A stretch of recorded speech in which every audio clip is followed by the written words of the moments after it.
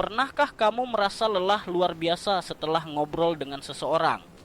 Bukan lelah karena lari maraton, tapi lelah jiwa. Seolah-olah seluruh energi, antusiasme, dan bahkan optimismu disedot habis, meninggalkan cangkang kosong. Jika ini terdengar akrab, kamu mungkin baru saja menjadi korban dari apa yang disebut vampirisme energi. Ini bukan istilah mistis. Ini adalah deskripsi psikologis untuk interaksi dengan orang yang sangat narsistik. Narsisis dalam kebutuhannya yang tak terbatas akan validasi, secara harfiah memakan perhatian dan energi emosional orang lain untuk menopang ego mereka yang rapuh. Dan interaksi ini meninggalkan jejak, bukan hanya di perasaanmu, tapi juga di tubuhmu. Tubuhmu seringkali menjadi saksi pertama. Ia mengirimkan sinyal bahaya fisik, bahkan sebelum pikiran sadarmu menyadari apa yang terjadi. Hari ini, kita akan membahas tanda-tanda fisik bahwa kamu baru saja disedot energinya oleh seorang narsisis. Mari kita mulai. Tanda pertama, kelelahan mendadak yang luar biasa. Ini adalah gejala yang paling umum. Kamu masuk ke dalam percakapan dengan perasaan normal, bahkan bersemangat. Kamu keluar dengan perasaan seolah baru saja menyelesaikan 3 shift kerja berturut-turut. Mengapa? Karena otakmu bekerja lembur.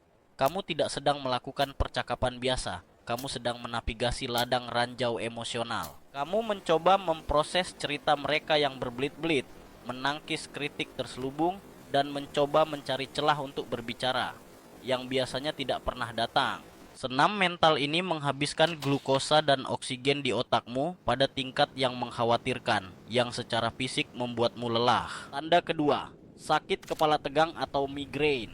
Pernahkah kamu menyadari rasa sakit yang tumpul dan menekan di sekitar dahi atau di belakang leher setelah berbicara dengan seseorang? Ini bukan kebetulan.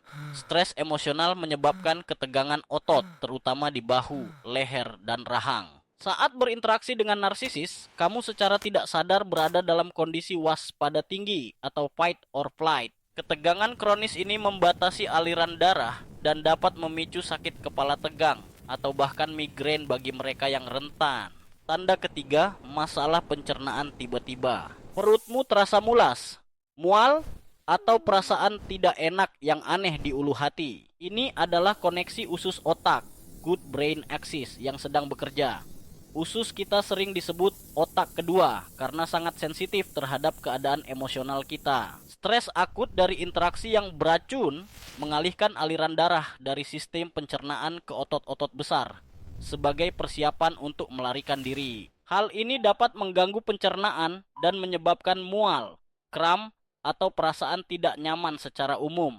Jadi percayalah pada firasatmu secara harfiah. Tanda keempat, detak jantung cepat atau berdebar-debar. Kamu mungkin tidak menyadarinya selama percakapan, tetapi setelahnya, kamu merasakan jantungmu berdebar kencang seolah-olah kamu baru saja nyaris tertabrak mobil. Ini lagi-lagi adalah respons fight or flight. Tubuhmu tidak bisa membedakan antara ancaman fisik seekor harimau dan ancaman psikologis, serangan narsistik. Adrenalin membanjiri sistemmu, meningkatkan detak jantung untuk memompa lebih banyak darah ke otot, mempersiapkanmu untuk bertarung atau lari. Meskipun kamu hanya duduk diam sambil mendengarkan monolog mereka, secara fisiologis, tubuhmu sedang berlari maraton. Tanda kelima, brain fog atau kebingungan mental. Setelah interaksi selesai, kamu merasa sulit untuk berpikir jernih. Kamu lupa apa yang ingin kamu lakukan selanjutnya. Kata-kata terasa jauh dan sulit dijangkau. Ini adalah akibat dari gaslighting dan kebingungan kognitif.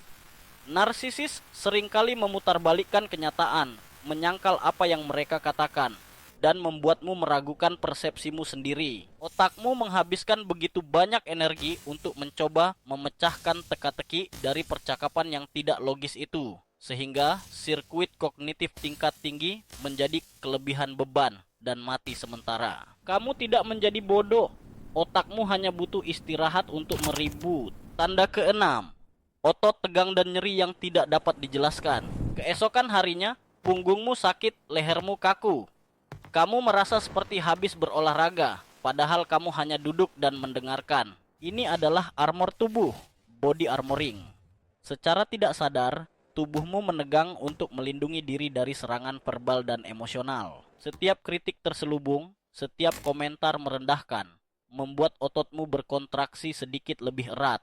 Kamu secara fisik mempersiapkan diri untuk menerima pukulan. Akumulasi dari puluhan kontraksi mikro ini menyebabkan nyeri dan kekakuan pasca interaksi. Tanda ketujuh, keinginan kuat untuk mengisolasi diri. Setelah pertemuan itu, kamu membatalkan rencanamu yang lain. Kamu hanya ingin pulang, berbaring di ruangan yang gelap, dan tidak berbicara dengan siapapun. Ini bukan antisosial, ini adalah mode pertahanan diri. Sistemmu kelebihan beban secara sosial dan sensorik. Interaksi dengan narsisis sangat menuntut karena kamu harus terus-menerus memantau nada mereka, kata-kata mereka, dan reaksi mereka sambil menekan perasaanmu sendiri. Keinginan untuk menyendiri adalah cara tubuh dan pikiranmu berkata, "Aku butuh waktu untuk mengisi ulang dan memproses apa yang baru saja terjadi tanpa masukan eksternal." Jadi, apa yang bisa kamu lakukan? Setelah kamu mengenali tanda-tanda fisik ini, kamu memiliki kekuatan. Langkah pertama, validasi. Perasaanmu nyata, kelelahanmu nyata, sakit kepalamu nyata. Itu bukan hanya di kepalamu, itu adalah respons fisiologis terhadap stres. Langkah kedua, identifikasi sumbernya. Buat catatan mental. Siapa yang secara konsisten membuatmu merasa seperti ini? Pola adalah kuncinya. Langkah ketiga, tetapkan batasan. Ini adalah perisaimu. Kamu tidak harus mendengarkan monolog selama 2 jam. Kamu bisa berkata, "Aku punya waktu 15 menit." Atau, "Aku tidak ingin membicarakan itu."